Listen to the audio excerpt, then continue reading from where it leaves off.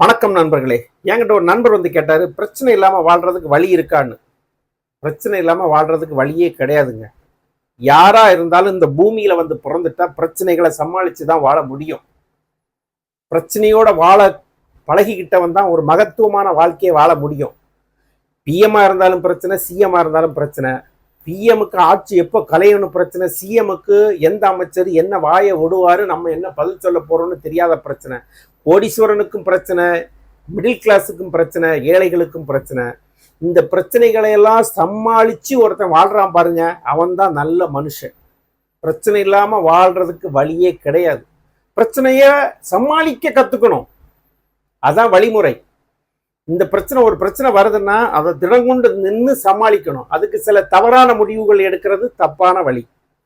பிரச்சனை இல்லாம வாழ்றதுக்கு ஒரே வழி நிறைய பேர் தெரிஞ்சு வச்சிருக்கிறாங்க, மரணம் என்பது. மரணம் அல்ல,